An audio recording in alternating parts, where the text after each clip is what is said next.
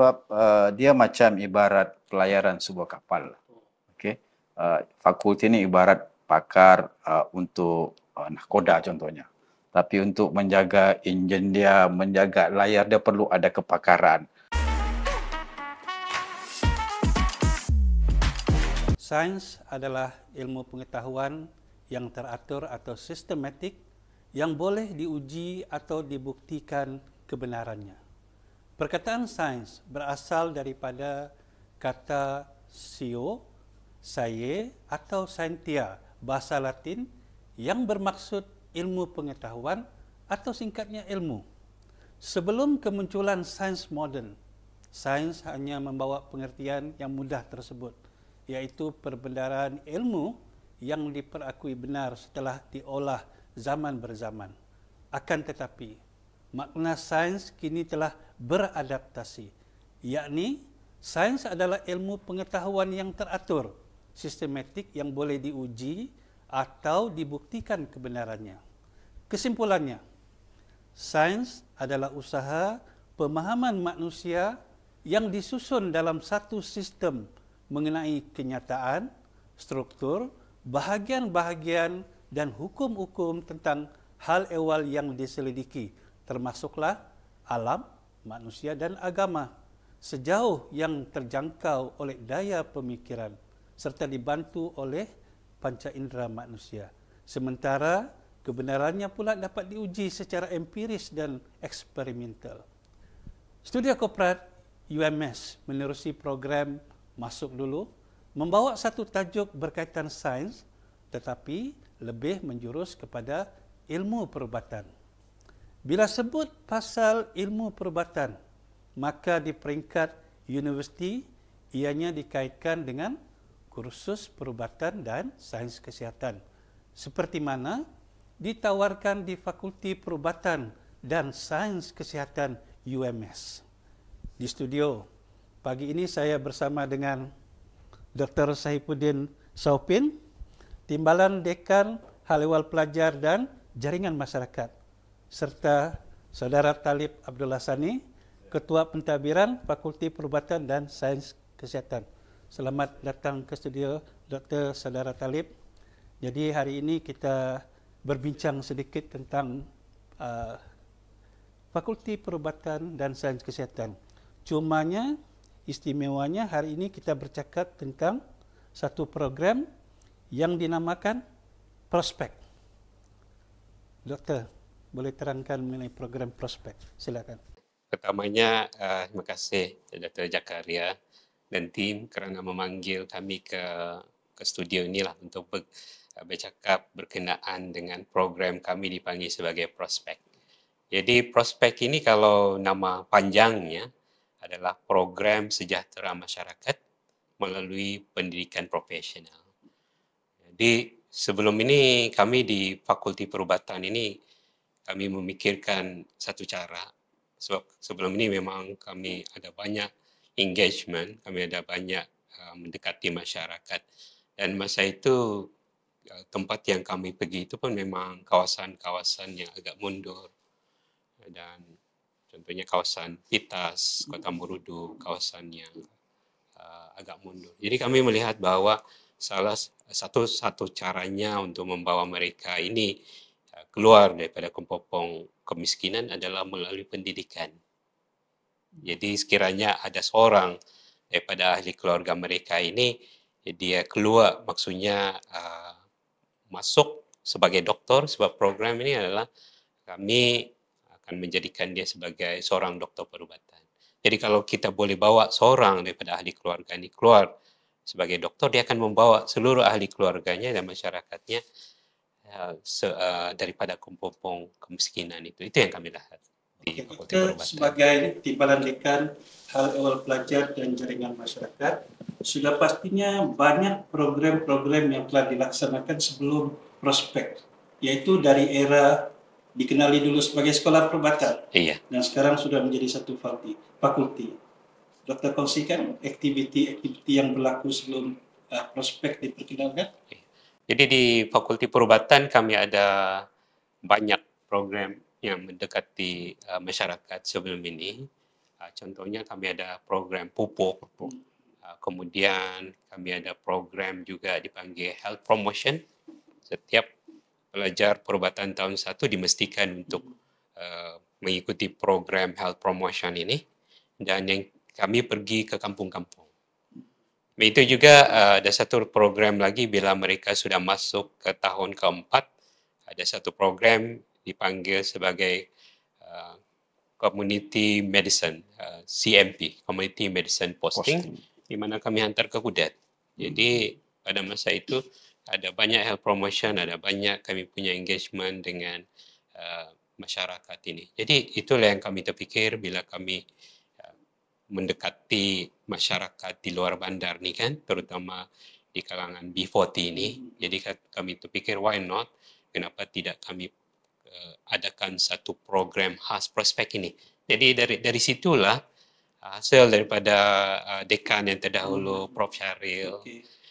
Jadi lahirnya prospek inilah. Jadi itulah engagement kami dengan masyarakat, dengan B40 di luar bandar.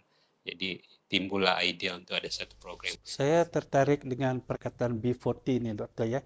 Dan saya ingin bertanya kepada saudara saya, Saudara Talib, bila kita sebut B40 ini lebih kurang maksudnya keluarga yang berpendapatan rendah ataupun kais pagi makan pagi.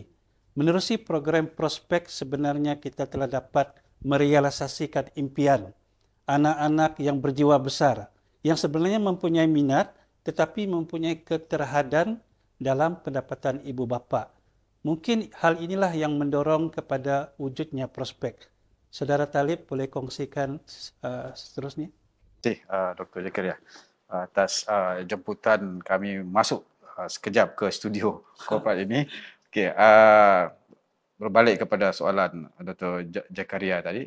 So ini sebenarnya satu lagi usaha untuk memperkasakan fakulti punya strategic direction dan juga mendukung kepada misi dan objektif universiti dalam konteks khidmat masyarakat. Jadi prospek ini bagaimana kita ingin membawa pelajar B40 ini, kita bimbing dia untuk ada minat dalam bidang sains khususnya perubatan hingga masuk belajar ke fakulti kita lah, dengan menyediakan bukan sahaja berbentuk motivasi tapi akses pembiayaan pendidikan untuk sehinggalah mereka sampai ke universiti lah. So itu yang melalui prospek ini kita akan cuba untuk bekerjasama bukan sahaja dengan agensi yang ada di universiti kita. So ini macam satu sinergi bukan sahaja di peringkat fakulti, tapi kita juga membawa contohnya Youth Science, pusat asasi sains dan teknologi kita, juga tim dari fakulti psikologi untuk membuat program prospek ini. Dari segi bahasa pun prospek itu adalah satu jangkaan kemenjadian seseorang yang berjadi masa depan itu prospek kan. Jadi kita ambil akronim prospek itu sebagai satu lagi untuk memperkasakan fungsi fakulti ini dari aspek khidmat masyarakat, bukan one off tapi berpanjangan, yang bermula dari tingkatan 4. Kita mengenal pasti pelajar-pelajar yang dalam bidang sains di luar bandar khususnya B40 ini, agar motivasi, prestasi juga aspek kesihatan mereka kita bantu bimbing sehingga mereka boleh berjaya hingga masuk ke fakulti perubatan dan bergraduate sebagai seorang. Program prospek ini telah diperkenalkan sejak bila ya, Saudara Talib? Okey, prospek ini dia baru sahaja. Baru sahaja tahun lepas kita start dengan roadshow, memperkenalkan fakulti, misi utama dia untuk meningkatkan kesedaran sains STEM. Jadi kita bekerjasama dengan Youth Science, pusat Youth Science Tuan Haji Zawawi dengan pasukan dia. Kita buat roadshow pergi zon utara dulu. Kenapa kita pilih zon utara? Sebab masa itu kita bersama mantan dekan kita, Profesor Dr. Safri yang sekarang penolong Chancellor Strategik. Kita melihat kita tackle sebagai pilot project ini zon utara sebab dikatakan zon utara ini number of B40 itu paling banyak berbanding zon-zon lain. Jadi kita start tahun lepas dengan roadshow dahulu. Lepas tu kita tackle untuk dapatkan berapa pelajar B40 ini kerjasama dengan Jabatan Pendidikan Negeri Sabah. Kita target sasarkan tingkatan 4. kita start dengan tingkatan 4 yang sudah masuk semester 2 sebab kita dah tahu result dia semester yang pertama berapa dia punya ni kan. Jadi maksudnya mereka sudah bermula setahun yang lalu. Ya, kita dan sekarang mereka sudah masuk tahun yang kedua dan tingkatan 5 tahun tingkatan ini 5, sudah masuk tingkatan 5. Maknanya SPM ni menjadi satu benchmark kejayaan program prospek yang telah berlangsung sejak tahun lepas. Ya, jadi sehubungan dengan itu saya ingin bertanya kepada Dr. Saifuddin pula ialah apakah daerah-daerah yang dipilih, yang telah dipilih dan apakah perancangan seterusnya? Untuk fasa yang pertama ni kami mensasarkan di utara Sabah, termasuk Lakudat, Kota Marudu, Pitas, Kota Belud. Kemudian selepas ini bukan saja di daerah yang ini, tetapi dan dia bukan one off seperti Cik Talib sebut. Kami akan pergi ke fasa 2, fasa ketiga, fasa kedua ke ketiga seterusnya ni akan pergi ke zon Tawau, zon pedalaman, zon Sandakan. Jadi dan tidak terkecuali juga di bagian pantai barat ini pun kita tidak kecualikan. Jadi program ini sebenarnya adalah keseluruhan Sabah lah, mengikut kepada fasa-fasanya nanti. Masalahnya dokter, sekarang ini laporan yang dikemukakan menunjukkan berlaku kemerosotan minat pelajar kepada STEM dan asas untuk menjadi seorang dokter perubatan sains. Betul. Apakah boleh dokter kongsikan? Mungkin juga menerusi prospek, mungkin juga ada pendekatan yang lain. Bagaimanakah Fakulti Perubatan Sains Kesihatan, khasnya UMS umumnya, dapat membantu meningkatkan minat para pelajar pada STEM, fokus sains. Jadi sebelum pun program prospek ini dijalankan, sebenarnya Fakulti Perubatan dan Sains Kesihatan kami sudah ada usaha supaya pelajar kita di negeri Sabah ini lebih minat kepada sains. Sebab untuk menjadi pelajar perubatan dia mesti STEM A. Ya, STEM dia mesti STEM A, dan untuk menimbulkan minat tu kami semasa program-program yang saya sebutkan sebelum ni, kita ada program PUPO, kita ada program Health Promotion semasa tahun 1, kemudian masa CMP, Community Medicine Posting tersebut, bukan saja pelajar kami,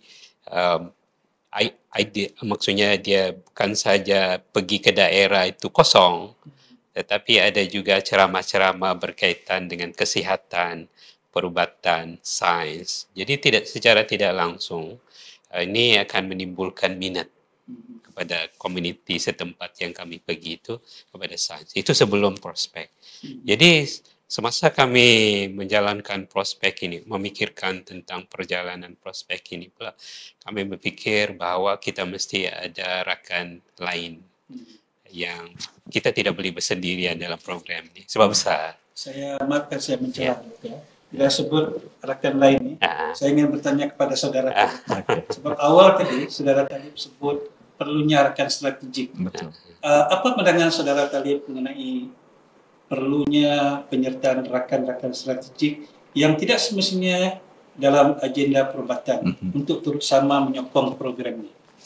Ya, betul dah. Sebab dia macam ibarat pelayaran sebuah kapal. Okey. Fakulti ini ibarat pakar untuk nahkoda contohnya. Tapi untuk menjaga enjin dia, menjaga layar dia perlu ada kepakaran ataupun manpower atau keupayaan daripada pihak-pihak lain. Jadi sinergi itu kita perlukan supaya agenda besar prospek ini untuk kita sedaya mungkin meningkatkan jumlah pakar-pakar perubatan di negeri Sabah khususnya ini dicapai. Jadi perlu ada rakan strategik yang bukan saja di fakulti kita. Contohnya macam pembiayaan kewangan untuk pelajar-pelajar berkenaan. Mana mungkin fakulti kita boleh menyediakan, kita hanya boleh menyediakan fasiliti tenaga pakar manpower macam Profesor Dr. Sahih dalam bidang public health dan sebagainya, kan? Jadi perlu ada contohnya itulah tadi rakan strategik dari segi pendanaan ataupun fasiliti-fasiliti lain yang boleh diorang bantu kita lah. Macam U Science saya sebutkan tadi di bawah Dia membantu dari segi meningkatkan minat pelajar itu berterusan terhadap sains. So itu menjadi booster untuk memastikan pelajar ini terus ke arah sana, khususnya perubatan nantilah. Dia begitulah. Saya tertarik dengan analogi yang dikongsikan. Okay. Prospek ibarat sebuah pelayaran. Dokter, bagaimana caranya kita membuat pemilihan pelajar nih untuk terlibat dalam program ini? Boleh terangkan, Dokter? Jadi dalam prospek ini kita ada beberapa kriteria yang kita tetapkan. Yang pertamanya dia mesti B40, yaitu sebab prospek ini target utamanya adalah B40. Dan yang keduanya dia mesti dari daerah-daerah yang jauh. Sebab kalau sekiranya daerah-daerah yang jauh ini dia ada kemudahan yang sama, playing field yang sama. Dengan pelajar di bandar, saya ingat kalau dia memang orangnya bijak, mungkin melebihi lagi daripada orang yang di bandar. Jadi itu antara beberapa kriteria. Ada beberapa kriteria lain lagi yang kami tetapkan. Contohnya dia mesti dalam aliran sains. Kemudian selepas itu untuk pemilihan ini kami pergi kepada setiap sekolah dengan kerjasama Jabatan Pendidikan Negeri. Sebenarnya kami salah seorang rakan kita adalah Jabatan Pendidikan Negeri Sabah. Negeri Sabah. Ya. Jadi kami mereka membekalkan kami list pelajar. Kemudian dari situ kami mendekati kepada semua sekolah-sekolah yang di luar bandar ini. Kemudian berdasarkan kriteria itu kami come up dengan sejumlah pelajar yang terpilih untuk masuk program. Saudara Tabib, minggu ini malah telah bermula minggu lepas proses penyerahan surat tawaran. Betul, untuk UMS. UMS. Program Meniti, betul. Program yang mana kita memberi surat tawaran sejarah rumah dari universiti ke rumah. Saudara Talib boleh kaitkan meniti dan prospek di masa hadapan. Perkaitannya. Kaitan, okey. Terima kasih, Dr. Zakaria. Meniti itu apa? Meniti nama penuhnya merubah merubah impian menjadi realiti yang telah dimulakan pada 2013 di universiti lah. So dia diberikan surat tawaran kepada B40 tetapi lepas ada SPM dia. Jadi beza dia dengan prospek. Kita mulakan dari awal sebelum dia keluar SPM lagi, iaitu daripada Form 4. So ada intervensi daripada awal, ada bimbingan daripada awal untuk memastikan akhirnya mungkin juga pelajar prospek ini adalah nantinya pelajar meniti juga. So itu yang kita harapkan. Apabila dia beri surat tawaran, oh rupanya ini majority meniti ini adalah pelajar prospek dari FPSK. Itulah maksudnya kita ada intervensi awal memastikan mereka ini mendapat B40 mendapat tawaran ke asasi untuk belajarlah. Begitu dia. Cuma prospek ini mau on science, meniti itu dia umum kan, mana-mana fakulti. Prospek ini khusus untuk fakulti perubatan dan sains kesihatan. Sebab itu kita perlu ada intervensi awal dengan kerjasama rakan-rakan strategik yang lain. Oke, terima kasih saudara. Soalan terakhir saya tujukan kepada Dr. Saifuddin sebagai seorang dokter. Apa beza dokter kesehatan awam dan dokter pakar? Dokter umum. Dokter kesehatan umum dan dokter pakar. Saya tanya soalan ini dokter begini, sebab saya bukan bidang perubatan. Ramai orang di luar sana bukan bidang perubatan.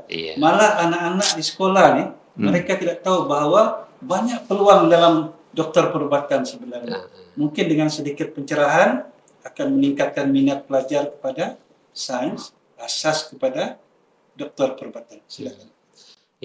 Jadi bila seseorang pelajar perubatan lah ya, jadi sebenarnya perjalanan sebagai doktor ini mula daripada bila dia memasuki fakulti perubatan, dan itu memang target kita dalam prospek ini.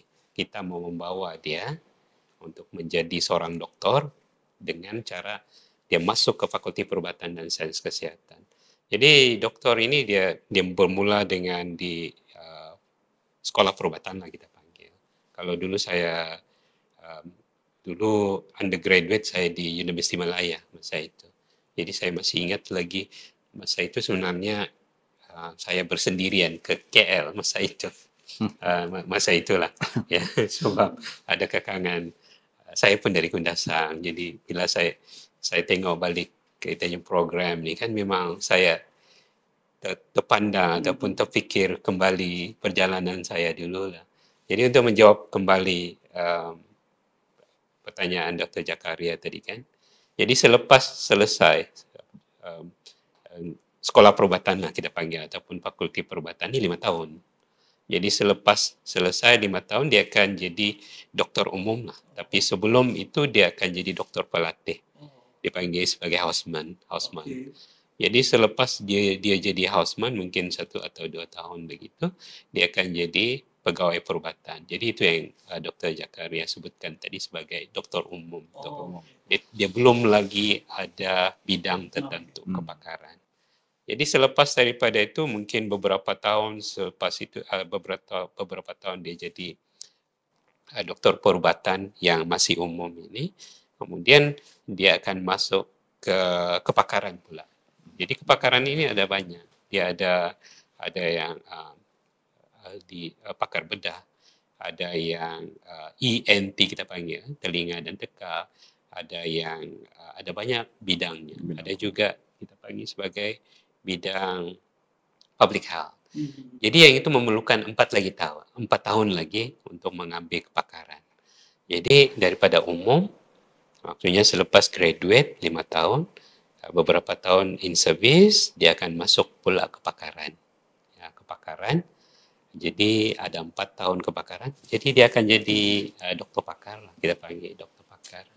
Okay. Ya. Dokter, saya ingin memberi ruang ini kepada dokter untuk menutup bualan santai kita, sebab dokter ini, saudara Talib, saya dipahamkan merupakan salah seorang dokter yang cukup popular semasa kita di Sarawak. COVID, betul. Ya, betul. Dokter Saifuddin banyak terlibat dalam mengatasi masalah khususnya di negeri Sabah pada ketika itu. Sebagai menimbulkan minat dokter pada khususnya anak-anak pelajar di luar sana tentang dokter perubatan ini. Boleh dokter kisahkan kembali pengalaman dokter sebagai dokter perubatan yang sedikit sebanyak telah membantu menyelamatkan manusia pada era COVID-19. Silakan.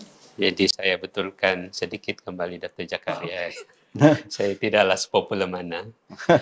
Dan di sebalik daripada semasa COVID tersebut, dia mula sejak 2020. Jadi sebenarnya ada ramai lagi hero-hero yang tidak didendang lah sebenarnya di belakang tabir. Dan sekali lagi saya tidak popular, saya harus membetulkan yang itu. So ada lagi ramai rakan-rakan kita. Semuanya sebenarnya yang membantu UMS lah terutamanya ya. UMS mengemudi maksudnya badai COVID-19 tersebut. Jadi bila mula 2020 kan, salah satu daripada kepakaran yang dilihat sebagai penting masa itu adalah public health medicine specialist ataupun pakar perubatan kesihatan awam. Sebab saya tidak katakan bahawa kepakaran lain juga tidak penting.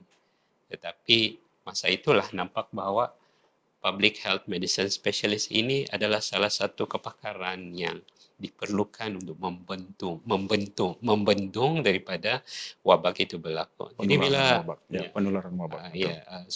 pandemik itu berlaku. Jadi dalam 2020 itu saya ingat masa itu dekan Prof. Sapri masa itu, mantan dekan Prof. Sapri masa itu dia telah menubuhkan PKTC lah masa itu. PKTC. Ya. PKTC itu masa itu dia diamanahkan oleh pengurusan universiti untuk streamline aktiviti-aktiviti yang berkaitan dengan COVID-19 lah, dengan dibantu of course oleh pengurusan UMA. Jadi masa itu saya ingat kami yang lain, pensyarah-pensyarah yang lain, kaki tangan yang lain mungkin bekerja dari rumah. Tapi masa itu kami ada di UMS masa itu. Jadi ada banyak di PKTC itu sendiri, dia ada banyak dia punya bidang-bidang. Dan saya sendiri masa itu adalah saya mengetuai unit dipanggil sebagai disinfeksi. Peranan yang kecil lah itu, Dr. Jakaria. Jadi ada lagi yang contact tracing, ada lagi yang vaksinasi. Jadi kami bekerja dalam pasukan itu. Sehinggalah masa itu MCO kan, kita ada larangan keluar masuk dari rumah MCO, memang masa itu memang mencabar lah. Jadi masa itulah kita nampak bahwa di UMS ini kesepakatan dari segi, bukan saja dari segi Fakulti Perubatan sendiri, tapi kita semua memainkan peranan masa itu. Jadi itulah. Jadi untuk bila melihat kembali ini, melihat kembali peristiwa ini, kan memang kita perlu dokter umum, iya, memang kita perlukan. Kemudian memang kita perlukan kebakaran juga. Dan inilah yang prospek ini coba kami ingin push, bukan saja dia sebagai dokter sebenarnya, tetapi kami mau push dia sampailah dia jadi dokter pakar. Jadi itu sebenarnya yang pertama, step pertamanya untuk bawa dia ke Fakulti Perubatan, dia akan jadi dokter. Jadi bila dia selepas beberapa tahun dia berkhidmat, kami galakkan dia pula untuk dia jadi dokter pakar masa itu. Dan akhir sekali kan Dr. Jakaria. Jadi dia punya spirit sebenar prospek ini adalah kami di Fakulti Perubatan, kami melihat bahwa pendidikan inilah satu-satunya cara untuk membawa kita punya keluarga yang miskin. Kalau ada satu orang di Foti ini, kalau ada satu orang daripada anaknya yang jadi dokter kan, jadi dokter, dia akan membawa keluarganya ini keluar daripada kepompong kemiskinan. Bukan saja keluarganya, tapi dia akan melimpah. Kami percaya bahwa dia punya keberkatan, dia akan membawa sekali community di seluruh kampung keluar daripada kepompong kemiskinan. Itu kami punya intipati sebenarnya program ini. Ya. Kita ada pengumuman dari saudara Talib di satu acara pada 12 Oktober. Oke, terima kasih Dr. Jakaria. Jadi untuk meluncurkan semua aspirasi dan impian tadi, kita ingin membawa khususnya masyarakat Sabah B40 khususnya ini sebagai frontliner khususnya dalam bidang perubatan ini. Jadi kami mengajak untuk semua kita sama-sama menyaksikan majlis pelancaran prospek untuk edisi pertama ini pada 12 Oktober di Pusat Pendidikan Perubatan Desa atau Rural Medicine Education Center di bawah fakulti ini di Sikuati Kudat pada 12 Oktober saya katakan tadi, yang dijadualkan akan disempurnakan oleh Yang Amat Berhormat Ketua Menteri Sabah merangkap kita punya Pro Chancellor Universiti Malaysia Sabah lah. So ini juga sebenarnya selari dengan hasrat kerajaan semasa Plan Sabah Maju Jaya 2023-2025. So kita mendukung jugalah, semoga program prospek ini dapat membantu memajukan rakyat Sabah khususnya. Terima kasih. Oke, terima kasih. Terima kasih. Terima kasih.